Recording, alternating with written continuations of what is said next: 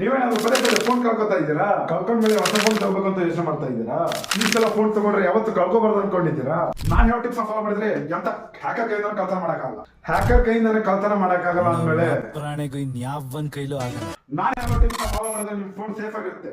ಆದ್ರೆ 85% ಸೆಕ್ಯೂರಿಟಿ ಮಾತ್ರ ಕೊಡುತ್ತೆ. 75% ಡಿಸ್ಟಿಂಕ್ಷನ್ ಲೆವೆಲ್ ಅಲ್ಲಿ ಸೆಕ್ಯೂರಿಟಿ ಇರುತ್ತೆ. ಫೋನ್ ಕಳ್ತನ ಆದಾಗ ಮೊದಲನೇದಾಗಿ ಕಳ್ಳರು ಅದನ್ನ ಸ್ವಿಚ್ ಆಫ್ ಮಾಡಕಂತ ನೋಡ್ತಾರೆ. ಎರಡನೇದಾಗಿ ಅದನ್ನ ನೆಟ್ ಆಫ್ ಮಾಡಕಂತ ನೋಡ್ತಾರೆ. ಮೂರನೇದಾಗಿ ಅದ್ರಲ್ಲಿರೋ ಸಿಮ್ ತೆಗಿಯಕ್ ನೋಡ್ತಾರೆ. ನಾಲ್ಕನೇದಾಗಿ ಅದನ್ನ ರೀಸೆಟ್ ಮಾಡಕಂತ ನೋಡ್ತಾರೆ. ಈ ಎಲ್ಲಾ ಪ್ರಾಬ್ಲಮ್ ನಾನು ಇವತ್ತು ಒನ್ ಸ್ಟಾಪ್ ಸೊಲ್ಯೂಷನ್ ಕೊಡ್ತೀನಿ. ಮೊದಲನೇದಾಗಿ ಫೋನ್ ಸ್ವಿಚ್ ಆಫ್ ಮಾಡಿರಲಿ ಅಂತ ಫೋನ್ ಅಲ್ಲಿ password required to power off ಅಂತ ಆಪ್ಷನ್ ಇರುತ್ತೆ, ಅದನ್ನ ಕ್ಲಿಕ್ ಮಾಡಿ.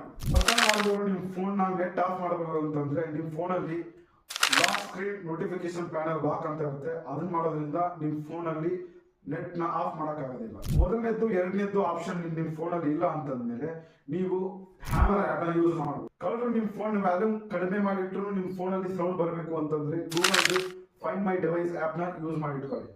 ಫೋನ್ ಅಲ್ಲಿರೋ ಸಿಮ್ ತೆಗೆದಾಕುವಂತ ಪ್ರಾಬ್ಲಮ್ಗೆ ನೀವು ಎಲೆಕ್ಟ್ರಾನಿಕ್ ಸಿಮ್ ನ ಯೂಸ್ ಮಾಡೋದು ಬೆಟರ್ ಅಂತೀನಿ. ನನಗಂತೂ ಎಲ್ಲ ಫೋನ್ ಅಲ್ಲಿ ಈ ಸಿಮ್ ವರ್ಕ್ ಆಗಲ್ಲ ಅಂತ. ಹಾಗಾಗಿ ನೀವೇನಾದ್ರೂ ಫೋನ್ ಕಳ್ಕೊಂಡು ಹೊಸ ಫೋನ್ ತಗೋತಾ ಇದ್ದೀರಾ ಅಂದ್ರೆ ಈ ಸಿಮ್ ಆಪ್ಷನ್ ಫೀಚರ್ ಇರುವಂತ ಫೋನ್ ತಗೊಳ್ಳೋದು ಬೆಟರ್ ಅಂತೀನಿ.